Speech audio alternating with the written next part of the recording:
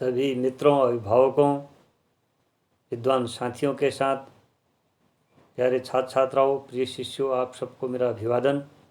प्यारे बच्चों, आज हम अपने इस शिक्षण कार्यक्रम में कक्षा 10 की ओर चलते हैं। कक्षा 10 की पाठ्यपुस्तक क्षितिज भाग 2 के गद्य खंड की ओर चलते हैं। पद्य खंड हम करा चुके हैं, गद्य खंड की ओर चलते हैं।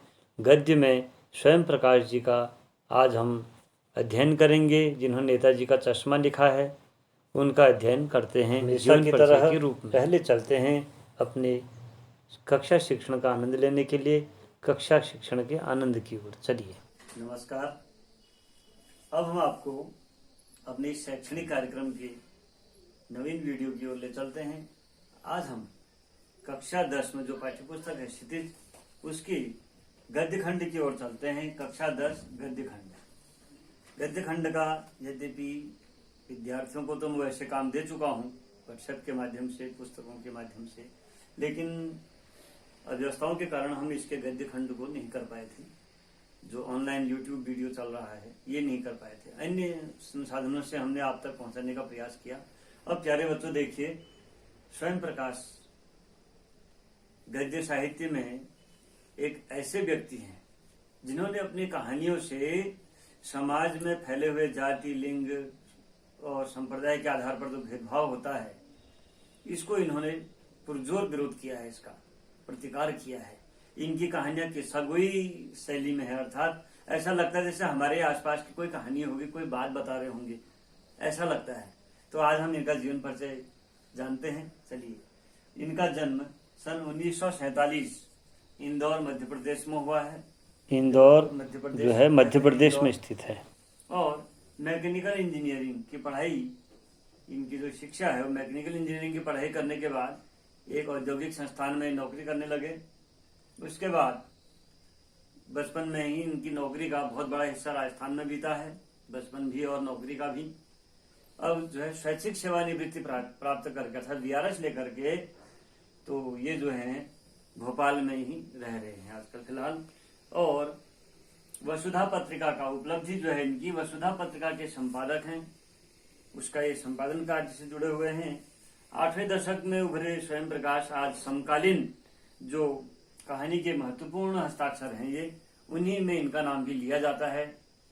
उसके साथ ही इनकी कहानियों में मैं जैसा आपको बता रहा था कि इनकी 13 कहानियों का संग्रह है, लगभग कहानी संग्रह ये लगभग 13 कहानी संग्रह प्रकाशित हैं, जिनमें मुख्य है सूरज कब निकलेगा, आएंगे अच्छे दिन भी, आदमी जात का आदमी और संसाधन। इस प्रकार से इनके संसाधन नहीं, संधान है, संधान। तो ये इस प्रकार से संधान है, यहाँ पर संसाधन नहीं, संधान। तो ये इनके कहानी संग्रह, मुख्य कहानियां संग्रहों के बारे में आपको बताया है। और भी इनकी कहानियां हैं। उपन्यास बीच में है विनय, ईंधन, ये इनके उपन्यास हैं। और सम्मान की यदि बात करें तो आपको पहल सम्मान मिला है और वनमाली पुरस्कार मिला है। राजस्थान साहित्य अकादमी से आपको पुरस्कार मिला हुआ है, अन्य भी पुरस्कार प्राप्त हैं। अब इनकी भाषा शैली एवं लेखन की बात करते हैं। स्वयं प्रकाश की भाषा शैली, जैसे मैंने बताया आपको, मध्यम वर्गीय जीवन के कुशल चितेरे स्वयं प्रकाश जो हैं इनकी कहानियों में मध्यम वर्ग का शोषण के विरुद्ध चेतना है और वर्ग शोषण के प्रति चेतना है और सामाजिक जीवन में हो रहे जाति, संप्रदाय, लिंग के आधार पर जो भेदभाव हो रहा है, इसका इन्होंने पुरजोर प्रतिकार इनकी कहानियों में प्राप्त होता है, इनकी कहानियों में मिलता है। और मैंने जैसे कि आपको अभी बताया, रोचक किस्सागोई शैली में इनकी कहानियां हिंदी की जो है एक वाचिक परंपरा को समृद्ध करती हैं। अर्थात किस्सागोई की कहानी का मतलब मैंने आपको जैसे इनकी शुरुआत में ही बताया था, ऐसा लगता है कि जैसे कोई अपने ही पड़ोस की कोई कहानी बता रहे हो। जैसे हम कहते हैं, यार एक बात तेरे को मालूम है, एक बार ऐसा हुआ, एक बार ऐसा, और वहां ऐसा हुआ, फिर हम कहानी बताने लग जाते हैं। तो इनकी जो कहानियां है इसी किस्सागोई शैली में है। जो वाचिक परंपरा था, एक के द्वारा दूसरे को बताने की जो परंपरा, वाचिक परंपरा में जो है ये एक हिंदी साहित्य में समृद्ध करने वाली बात है। अब आपको अंतर्जाल द्वारा प्राप्त इनके जीवन परिचय की विभिन्न सूचनाओं को देने का प्रयास करते हैं। इनके जन्म से लेकर के इनकी उपलब्धियां, इनके कथा संसार को और इनके सम्मान को, इसको प्राप्त करने का प्रयास करते हैं। 20 जनवरी 1947 को इंदौर में जन्मे स्वयं प्रकाश अपनी कहानियों और उपन्यासों के लिए विख्यात हैं। वह अब तक 5 उपन्यास लिख चुके हैं, जबकि उनके 9 कहानी संग्रह प्रकाशित हो चुके हैं। हाल ही में वरिष्ठ कथाकार स्वयं प्रकाश को वर्ष 2011 के प्रतिष्ठित आनंद सागर कथाक्रम सम्मान से नवाजा गया है। ये कुछ आपकी पुस्तक में जो नहीं है वो मैं अंतर्जाल की सहायता से अन्य विधियों से आपको बताने का प्रयास कर रहा हूँ। इनको प्रेमचंद्र की परंपरा का महत्वपूर्ण कथाकार माना जाता है। रूसी भाषा में भी इनकी कहानियों का अनुवाद हुआ है। अपने समकालीन कथाकारों, कवियों, संस्कृत कर्मियों पर केंद्रित उनके रेखाचित्रों के संकलन हम सफ़रनामा के लिए स्वयं प्रकाश के गद्य और चित्रण की बड़ी चर्चा हुई है। इससे पहले स्वयं प्रकाश को राजस्थान साहित्य अकादमी के रंगे राघव पुरस्कार तथा पहल सम्मान से नवाजा जा चुका है, जो मैं आपको बता चुका हूँ। मूलतः राजस्थान अजमेर के निवासी स्वयं प्रकाश के कथा साहित्य में वैज्ञानिक सोच और सहजता का अनूठा और विरल संगम है। अर्थात इनकी कहानियों में एक वैज्ञानिक सोच होती है, सहजता होती है, इसका अनूठा ही, अलग ही प्रकार का और विरल, जो हर जगह मिलता नहीं है, ऐसा संगम इनकी कहानियों में प्राप्त होता है। जैसा कि मैं पहले ही बता चुका हूँ, अपनी अधिकतर रचनाओं में वे मध्यम वर्गीय जीवन के विविध पक्षों को सामने लाते हुए उनके अंतर्विरोधों, कमजोरियों और ताकतों को कुछ इस तरह से प्रस्तुत करते हैं कि वे हमारे अपने अनुभव, संसार का हिस्सा बन जाते हैं। ऐसा लगता है कि ये कहानी हमने कहीं देखी है या हमने इसको जिया है, इस प्रकार का अनुभव लगता है।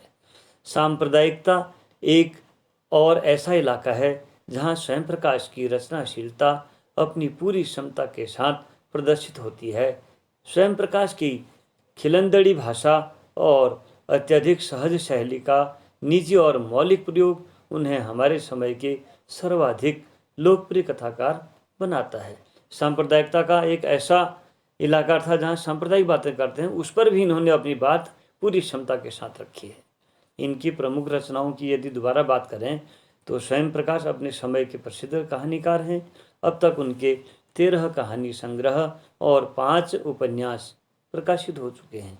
कहानी संग्रह हैं मात्रा और भार 1975 में, सूरज कब निकलेगा 1981 में, आसमां कैसे कैसे ये 1982 में, अगली किताब 1988 में, आएंगे अच्छे दिन भी 1991 में, आदमी जात का आदमी 1994 में, अगले जन्म 2002 में, संधान 2006 में, छोटू उस्ताद 2015 में इनकी कहानियाँ प्रकाशित हुई हैं। मुख्य उपन्यास हैं जलते जहाज पर, ये 1982 में प्रकाशित हुआ, ज्योतिरथ के सारथी 1987, उत्तर जीवन कथा ये 1993 में, बीच में विनय 1994 में और ईंधन 2004 में प्रस्तुत उपन्यास है। निबंध की बात करते हैं तो स्वांतः सुखाय, दूसरा पहलू, रंगशाला में एक दोपहर, एक कहानीकार की नोटबुक, ये इनके निबंध संग्रह हैं, निबंध हैं। नाटक की बात करते हैं इनके द्वारा लिखित फिनिक्स, चौबोली और सबका दुश्मन, ये इनके जो हैं 3 नाटक हैं। संपादन की बात करते हैं, संपादन में वसुधा और बच्चों की चर्चित पत्रिका चकमक, एक बच्चों की पत्रिका आती है, इसके अतिरिक्त मोहन क्षेत्रीय के साथ लघु पत्रिका क्यों का संपादन प्रकाशन किया है। साहित्यिक विशेषताओं पर बात करते हैं, स्वयं प्रकाश की कहानियों में शोषण के विरुद्ध चेतना का भाव देखने को मिलता है। आपने अपनी रचनाओं के माध्यम से सामाजिक जीवन में जाति, संप्रदाय और लिंग भेद के विरुद्ध प्रतिकार के स्वर को उभारा है, जैसे मैं आपको कक्षा शिक्षण में भी बता चुका हूँ। अब इनकी भाषा शैली की बात करते हैं। भाषा शैली में स्वयं प्रकाश ने अपनी रचनाओं के लिए सरल, सहज एवं भावानुकूल भाषा को अपनाया है। उन्होंने लोक प्रचलित खड़ी बोली में अपनी रचनाएं की। तत्सम, तद्भव, देशज, उर्दू, फारसी, अंग्रेजी के शब्दों की बहुलता से प्रयोग किए हैं, फिर भी वे शब्द स्वाभाविक बन पड़े हैं। लगता नहीं है कि ये शब्द यहाँ पर कहानी में ज़बरदस्ती कहा गया है। जैसे मूर्ति पत्थर की, चश्मा रियल, वाह भाई ये आइडिया भी ठीक है। अब देखिए इसमें शब्दों का चयन, तो इस प्रकार और इनको सम्मान मिले हैं। आपको जैसे पहले ही बता चुका हूँ, पहल सम्मान, वनमाली स्मृति पुरस्कार, राजस्थान अकादमी पुरस्कार, विशिष्ट साहित्यकार सम्मान, भवभूति सम्मान, कथाक्रम सम्मान, सुभद्रा कुमारी चौहान पुरस्कार जैसे प्रतिष्ठित सम्मानों से आपको अलंकृत किया जा चुका है। और आपका निधन, कथाकार स्वयं प्रकाश का निधन 7 दिसंबर 2019 को अभी हाल ही में मुंबई के लीलावती अस्पताल में आपका निधन हो गया। सामाजिक चेतना की बात करने वाले, मध्यम वर्गीय बात करने वाले, शोषण की बात करने वाले ये कहानीकार स्वयं प्रकाश हमारे बीच नहीं रहे। तो इस प्रकार से इनकी जीवन परिचय को आपने जाना। आशा है आपको अच्छा लगा होगा। जो हमारे विद्यार्थी नए जुड़े हुए हैं, जो विद्वान साथी नए जुड़े हुए हैं, अध्यापक मित्र नए जुड़े हुए हैं, अन्य मित्र जो हमारे इसमें नए जुड़े हुए हैं, कृपया अपने विद्यार्थियों को, अपने समुदाय के विद्यार्थियों को, खासकर उन गरीब बच्चों को जिनके पास मोबाइल भी नहीं है, व्यवस्थाएं नहीं है, यदि हैं भी तो उनके आगे नाद न पीछे पगहा, उनसे कोई कहने वाला नहीं है कि पढ़ो, पुस्तक निकालो, सीखो। क्योंकि कभी कभी समस्याएं हमको संभावनाएं दे जाती हैं। जैसे लॉकडाउन की समस्या, कोरोना की समस्या, ये हमको संभावनाएं भी तो देता है। आपके विद्यालय आने जाने का समय बच गया है। आपका कक्षा में अध्यापक देर में आते हैं माना, या किसी अन्य कार्य पर लगे हैं, वो समय में आप खाली रहते हैं, वो समय बच गया है। किसी ने अध्यापक नहीं आते हैं तो कक्षा आपकी खाली रहती है, वो समय बच गया है। आपका मध्यांतर होता है, इंटरवल, वो समय बच गया है। काफी समय आपका प्रार्थना का समय बच गया है। तो जो अच्छे विद्यार्थी हैं, जिनके अंदर माँ बाप का अंकुश है, अनुशासन है, जो माँ बाप के आज्ञाकारी हैं, गुरुजनों की आज्ञाकारी हैं, उनको तो इसमें कोई दिक्कत नहीं आ रही है। मैं देख रहा हूँ, यद्यपि विद्यालय का वातावरण तो विद्यालय का ही होता है, लेकिन जो भी है वो संभावनाएं बना रहे हैं कि हम सीखें, तो उनको तो ज्यादा दिक्कत नहीं। लेकिन जिनको कुछ होश ही नहीं है, मैं ऐसे विद्यार्थियों को देखता हूँ जिनको कोई मतलब नहीं, उनके लिए छुट्टियां हो रही हैं।